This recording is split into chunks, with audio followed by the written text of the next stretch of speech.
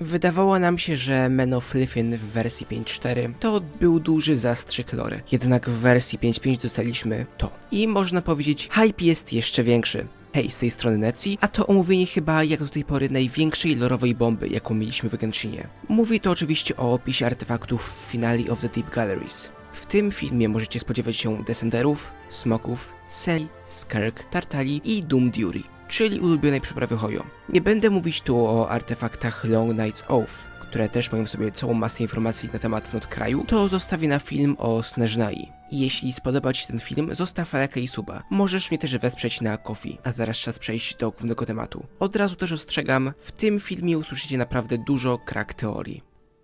Historia w artefaktach podzielona jest na 5 części rozrzuconych niechronologicznie, dlatego postaram się ułożyć rzeczy tak, jak najprawdopodobniej miały miejsce.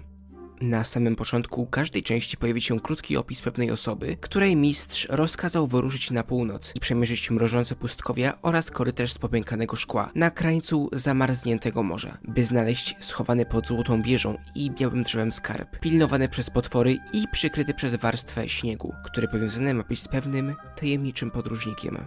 W zapomnianych przez większość czasach, zanim jeszcze The Primordial One pojawił się w tym świecie, przez uniwersum przemierzyła wola pewnej uczonej, która obserwowała, jak cywilizacje w różnych światach chylą się ku przeznaczonemu im upadkowi.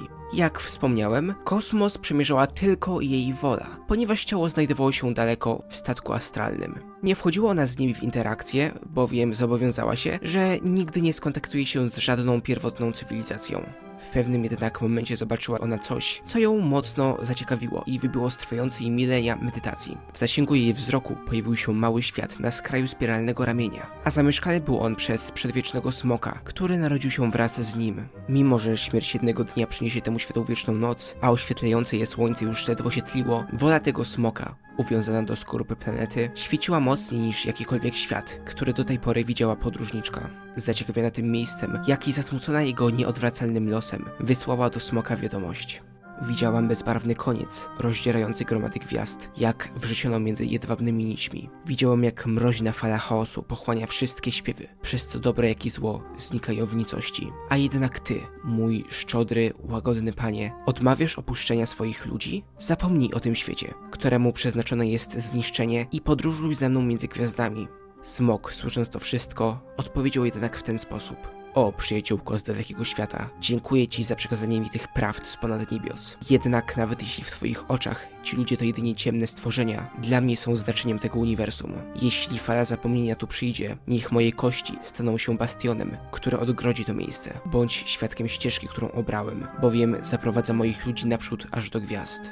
Jednak kiedy podróżniczka wróciła do tego miejsca, nie znalazła tu świata, o którym pamiętała. Kości ziemi znalazły się teraz w kajdanach, a biała poświata nieba została podzielona na 7 niezmiennych odcieni. Nie było tu już króla smoków, a na tronie zasiadał ten ze skrzydłami, kontrolując blask 3 księżyców. Oszołomiona nagłym zgięciem smoka, jednak jednocześnie nie chcąc przeszkadzać nowemu władcy, podróżniczka złamała przysięgę i wysłała swoją świadomość do tego świata używając naczynia, które przybrało formę młodzieńca i wraz ze znajdującymi się tam strunowcami udała się w stronę miasta złota, jednocześnie przysłuchując się ich żarliwym i ciągle eskalującym debatom. Wszystko to miało miejsce w czasach, gdy boscy wysłannicy chodzili między ludźmi, a na niebie można było zobaczyć blask 3 księżycowych sióstr. Kiedy podróżniczka w ciele młodzieńca pojawiła się w Złotym Mieście, tam ludzie zastanawiali się, co mają dalej robić, ponieważ rozgniewali oni boskich wysłanników poprzez zakwestionowanie ich wiedzy. Kapłani oskarżali siebie nawzajem o bluźnierstwo i próbowali znaleźć głównego winowajcę, uważając, że tylko przez ukradnie jednego z nich uda się załagodzić gniew niebios. Jednak w pewnym momencie wśród tłumu można było usłyszeć głos. Jeśli grzechem jest poszukiwanie wiedzy, ignorancja jest prawdziwą doktryną. Jeśli z rebelii, tylko jagnię jest naprawdę sprawiedliwe.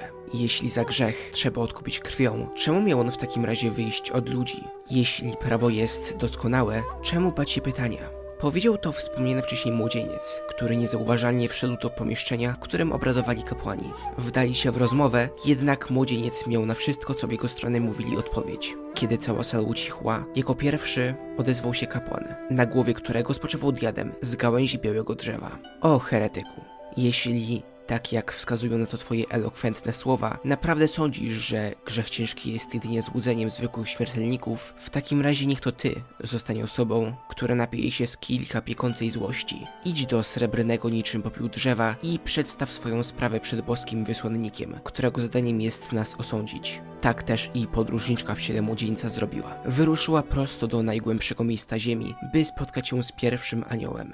Anioły to byty, które miały pojawić się na ziemi prosto z samego światła, a przynajmniej tak uważali śmiertelnicy i dlatego zostały nazwane przez nich aniołami. Na ich plecach widniały srebrne skrzydła, a na głowie miały koronę wykute z kości ziemi i gwiazd nieba. Były one najbardziej lojalnymi sługami Pana Firmamentu, przekazując światu jego święte słowa, a także nieskazitelnymi arbitrami sprawiedliwości. Tak wyglądały główne zadania aniołów i były one wypełnione aż do momentu, gdy pierwszy anioł spotkał bezimiennego młodzieńca pod srebrnym drzewem w dalekiej północy. W jego źrenicach o kształcie gwiazdy zobaczyła odbicie, którego nie widziała nigdzie wcześniej, miłość, którą nie opisało prawo, wolność, na którą niebo nigdy by się nie zgodziło. Młodzieniec zaczął śpiewać jej o powstaniu tego świata, powstaniu jej gatunku, o pięknie, którego jej rozum nie był w stanie pojąć, a ona nie rozumiała, skąd on dowiedział się o tak pilnie strzeżonych sekretach. Kiedy jej serce zaczęło bić z powodu, którego nie rozumiała, wieczna korona spoczywająca na jej głowie, mająca być oznaką miłości, roztrzaskała się na kawałki, a skrzydła odpadły z jej pleców, ponieważ po raz pierwszy zrozumiała, jak to jest służyć samej sobie. Młodzieniec powiedział jej wtedy: jak może być, że twój władca tak zbluźnił was? Jakże szlachetne istoty, nawet stworzyciel najgorszych koszmarów, który pawa się torturowaniem dusz, nie pomyślałby o takim okrucieństwie. O Pani Świtu, któraś nigdy nie zaznała miłości,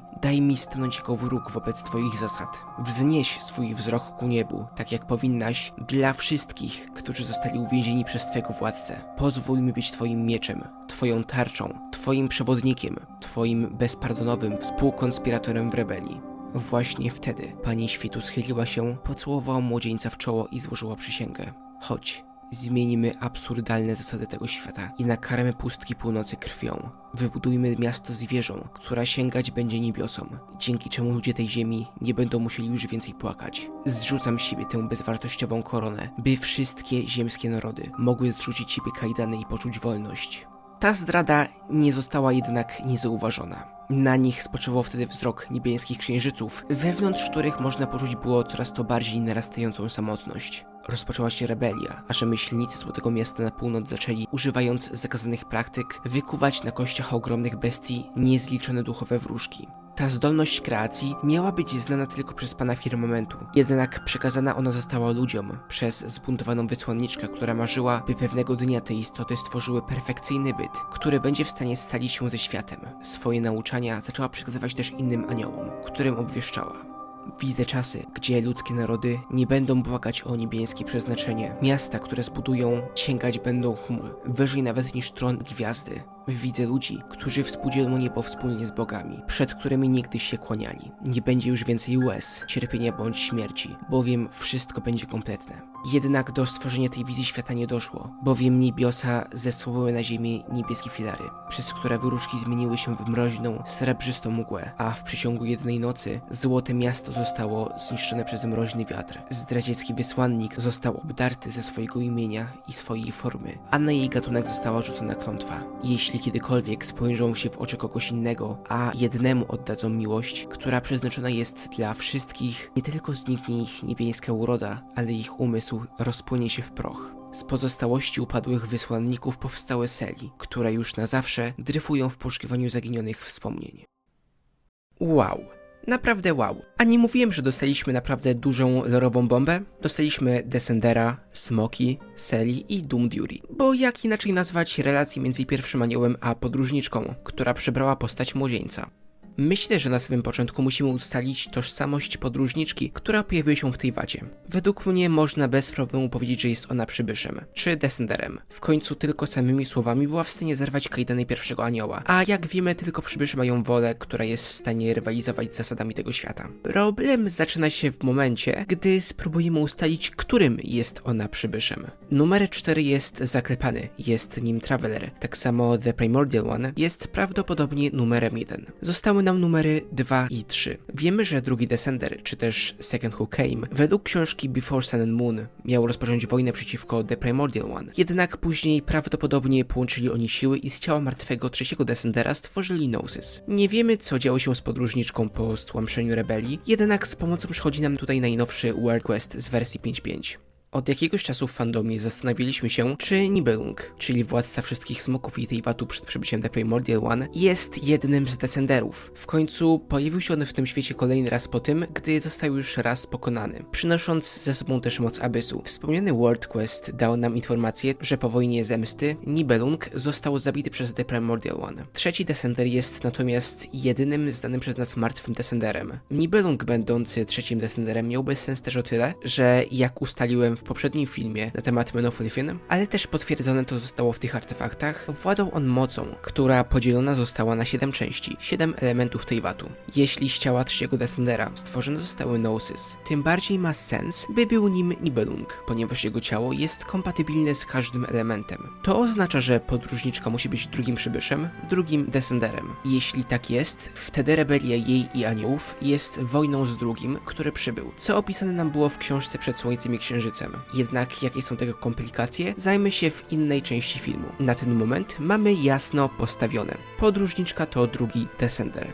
Jest też inna rzecz, która może nie być ważna dla samego Genshina, ale chciałbym się nią zająć. Według opisu jej umysł podróżował między różnymi światami, gdzie oglądała upadki cywilizacji. Ze Star Raila wiemy, że normalni ludzie nie są w stanie przechodzić przez granice między światami i do tego potrzebna jest moc Emanatora. I zanim pojawią się osoby w komentarzach, że Genshin i Star Rail nie są ze sobą połączone, polecam obejrzeć mój inny film na ten temat. Jeśli natomiast druga Descender jest Emanatorem, to jakiego Eona? Fakt, że podróżuje między światami może sugerować, że jest ona emanatorem podróży, czy też Trailblaze'u. Ze Star Raila dowiadujemy się jednak, że bezimienni podróżujący między światami starają się je ratować przed zagładą. Podróżniczka natomiast miała nie wchodzić z nikim w interakcję i jedynie wszystko obserwować. Nie wiem jak wam, ale dla mnie takie zachowanie bardzo przypomina memokeeperów, czyli emanatorów pamięci, Remembrance. Podróżują oni po uniwersum i zbierają wspomnienia o różnych światach, by uchronić je przed całkowitym zapomnieniem.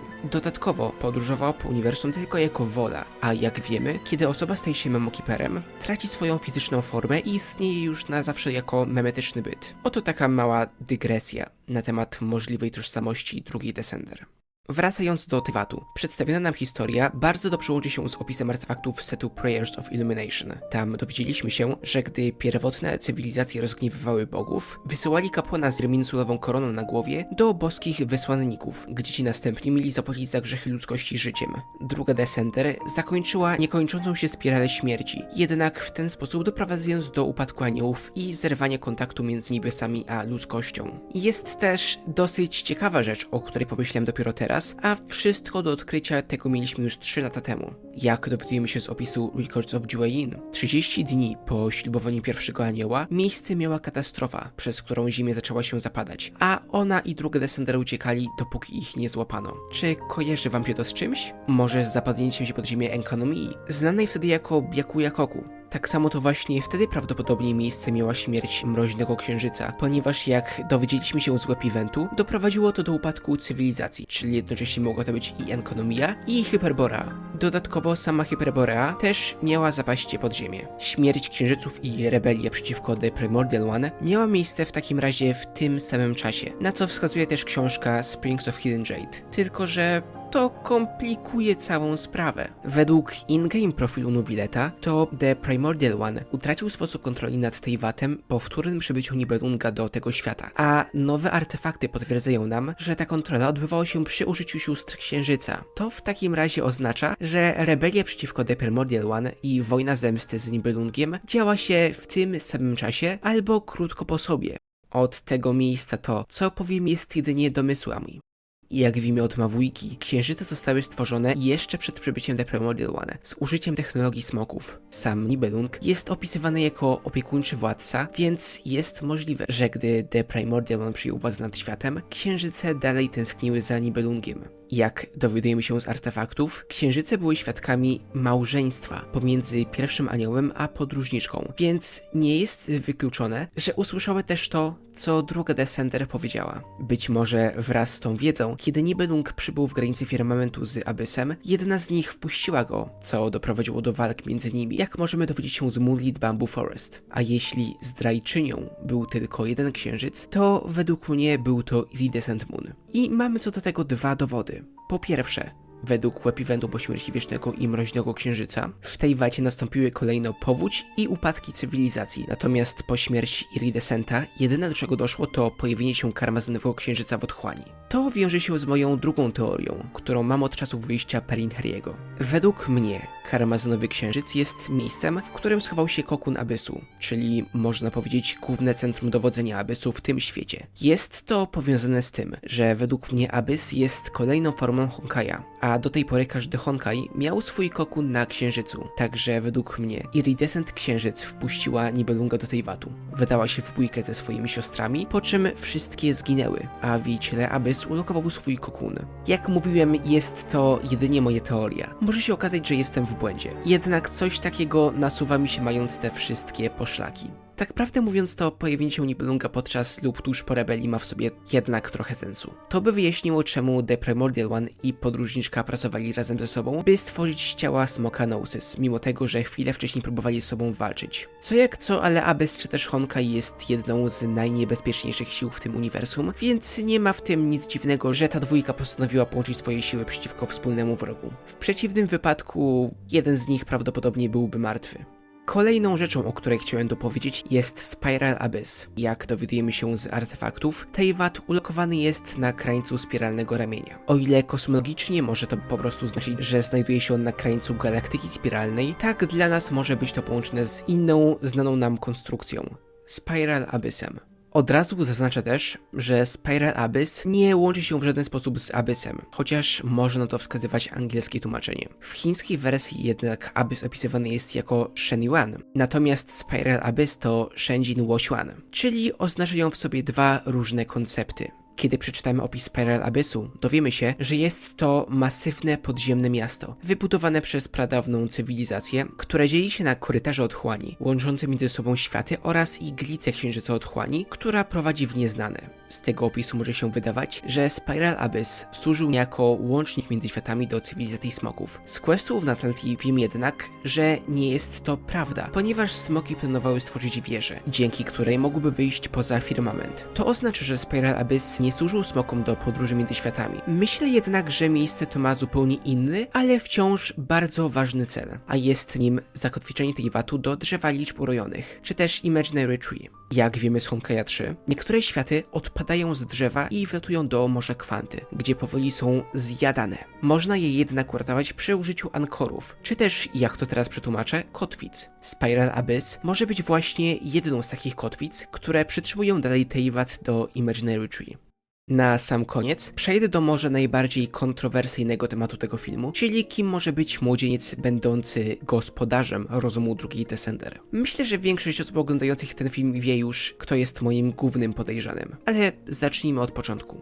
Według mnie w ustaleniu tożsamości młodzieńca pomóc nam może historia opisana na samym początku każdego artefaktu, czyli Skirk, która została wysłana przez Surtalogiego do Snezhnai, by gdzieś tam znalazła ukryty pod śniegiem skarb. Z Gobletu wiem natomiast, że tym skarbem miało być coś powiązanego z podróżniczką. Zastanówmy się, co jeśli tym skarbem miał być wspomniany wcześniej młodzieniec? Jeśli pamiętacie, wraz z wyjściem Fontaine dostaliśmy broń Ballad of the Fjords, gdzie opisana jest historia pewnego chłopca o imieniu Ajax, który odnalazł w głębinach zamarzniętego morza Hyperborea. Według wielu legend miał on walczyć przez 7 dni ze smokiem i wpłynąć statkiem do brzucha wielkiego wieloryba. Miał też zakochać się w osobie o imieniu Sniegóroczka, jednak ich miłość była tragiczna, bowiem stali się oni ofiarą podłych sztuczek odmieńców. Bez dalszego przedłużania, według mnie to właśnie Ajax jest młodzieńcem, w którym druga Descender umieściła swoją wolę. A wiecie, kto aktualnie w tej wacie ma na imię Ajax?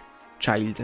Jednak nie uważam, żeby był on aktualnie Descenderem. Teyvat przychodzi przez różne cykle Samsar, więc może on być jego reinkarnacją. A jeśli Child połączony jest z dawnym Ajaxem, to bardzo ładnie łączy się to z opisaną wcześniej historią Skirk. Skarb, który szukała, miał być ukryty pod śniegiem, natomiast w dzieciństwie Child wpadł do szczeliny, przez którą trafił prosto do Abyssu, a jak wiemy z jego opisów Snezhnai, to miejsce wszędzie pokryte jest śniegiem.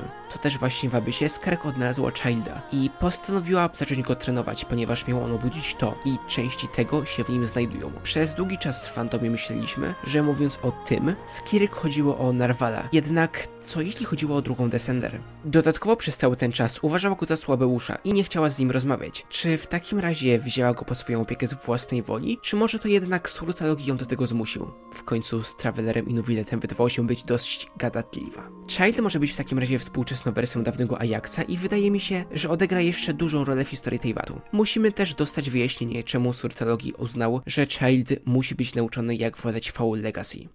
To teraz powtórzmy wszystko to, co powiedziałem w tym filmie. Druga Descender to podróżniczka między gwiazdami, prawdopodobnie emanator pamięci, która po raz pierwszy znalazła Teyvat, gdy był urządzony przez Nibelunga, a gdy wróciła, został on już podbity przez The Primordial One. Zesłała wtedy swój umysł w ciele młodzieńca, którym prawdopodobnie był Ajax i znalazła Hyperboreę, a następnie pierwszego anioła, której wyznała tajemnicę uniwersum ponad firmamentem. Zakochały się one w sobie nawzajem i zaplanowały rebelię, w którą następnie wciągnęły mieszkańców Hyperborei i inne anioły. Wtedy też Nibiosa po raz pierwszy zrzuciły Celestial Nail, a Iridescent Moon, po tym jak usłyszała wzajemne ślubowanie drugiej Descender i pierwszego anioła, wpuściła do Teyvatu Nibelunga, który przybył do tego miejsca wraz z Abyssem, co rozpoczęło wojnę zemsty. Jednocześnie też wtedy doszło do walk między siostrami Księżyca, co doprowadziło do ich śmierci, zalania Teyvatu przez potop i upadku cywilizacji oraz wprowadzenia Kokunu do nowo powstałego Karmazynowego Księżyca. Nie wiemy jednak, czy upadki Hyperborei i Enkonomii były bezpośrednio spowodowane przez rebelię, czy upadek Księżyców i wojnę zemsty. The Primordial One i druga Descender zawarli wtedy pakt, po czym zabili Nibelunga i stworzyli z jego ciała Gnosis. Natomiast gdzieś we współczesnych czasach Surtalogi wysłał Skirk do Snezhnai, by ta znalazła skarb powiązany z drugą Descender i właśnie wtedy spotkała Ajaxa, który w przyszłości stał się Childem. Z tego filmu to już na tyle. Jeśli wam się spodobał, to zostawcie lajka i suba. Przypominam też o moim TikToku, Twitchu i Ko-fi. To ode mnie na tyle. Pa pa.